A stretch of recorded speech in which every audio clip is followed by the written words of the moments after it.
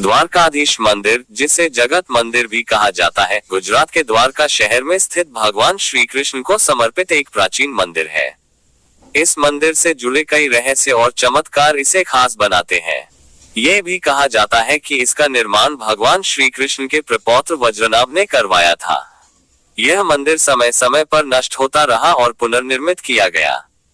वर्तमान संरचना का निर्माण 15वीं-16वीं शताब्दी में हुआ। समुद्र के किनारे होने के बावजूद सुरक्षित मंदिर अरब सागर के तट पर स्थित है, लेकिन हजारों सालों से समुद्र की लहरें इसे कोई नुकसान नहीं पहुंचा पाई है। वैज्ञानिक भी इस तथ्य पर चकित है। झंडे का रहस्य। मंदिर के शिखर पर एक 52 गज लंबा झंडा लगा रहता है, जो दिन में 5 बार बदला जाता है। आश्चर्यजनक बात यह है कि यह झंडा हमेशा हवा के विपरीत दिशा में लहराता है। 7 बार नष्ट और पुनर्निर्माण। ऐसा माना जाता है कि द्वारका नगरी को समुद्र ने 7 बार नष्ट किया है और हर बार इसे पुनर्निर्मित किया गया। वर्तमान द्वारका 8वीं बार की बसी हुई नगरी है। 7 द्वार। मंदिर के 7 द्वार मोक्ष के 7 चरणों का प्रतीक माने जाते हैं। ये द्वार प्रवेश द्वार, मोक्ष द्वार से लेकर मुख्य गर्भगृह तक मार्ग प्रदान करते हैं। स्तंभों का महत्व। मंदिर 52 स्तंभों पर खड़ा है, जो भारत के 52 शक्तिपीठों का प्रतिनिधित्व करते हैं। इन स्तंभों पर इंट्रिकेट नक्काशी की गई है, जो इसे अद्वितीय बनाती है। द्वारकाधीश की अष्टधातु मूर्ति। भगवान द्वारकाधीश की मूर्ति अष्टधातु 8 धातुओं का मिश्रण से बनी है। मूर्ति में श्री कृष्ण को राजा के रूप में प्रस्तुत किया गया है, जिनके चारों हाथों में शंख, चक्र, गदा और पद्म कमल है। गुप्त सुरंग का रहस्य। माना जाता है कि मंदिर से एक गुप्त सुरंग समुद्र तक जाती है। ये सुरंग भगवान कृष्ण के समय की बताई जाती है और उनका द्वारका से प्रस्थान इसी मार्ग से हुआ था। ज्योतिषीय गणना पर आधारित निर्माण। मंदिर का निर्माण ज्योतिषीय गणनाओं और वास्तुशास्त्र के अनुसार किया गया है। यह संरचना इस तरह बनाई गई है कि यह पृथ्वी की ऊर्जा को अधिकतम रूप से ग्रहण करती है। झंडे के रंग का महत्व। मंदिर के झंडे पर सूर्य और चंद्रमा के प्रतीक बने होते हैं। ये भगवान श्री कृष्ण की शाश्वत सत्ता और उनके समय से परे होने का प्रतीक है। मंदिर की ऊंचाई और वास्तुकला।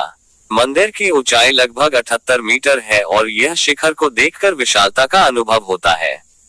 इसकी वास्तुकला नागर शैली की है, जो प्राचीन भारत की उत्कृष्ट शिल्पकला का उदाहरण है। आरती का प्रभाव। मंदिर में सुबह और शाम को आरती की जाती है। आरती के दौरान समुद्र की लहरों और शंख ध्वनि का अद्भुत सामंजस्य भक्तों को दिव्य अनुभूति देता है। शंभु मूर्ति। कहा जाता है कि मंदिर में स्थापित भगवान कृष्ण की मूर्ति स्वयं प्रकट हुई थी। यह मूर्ति आध्यात्मिक ऊर्जा का स्रोत मानी जाती है। शंख और समुद्र का रहस्य। मंदिर में शंख की ध्वनि और समुद्र की लहरों के बीच एक अद्भुत सामंजस्य है। ऐसा लगता है कि समुद्र भी भगवान की स्तुति कर रहा हो। महाभारत से संबंध। मंदिर का सीधा संबंध महाभारत काल से है।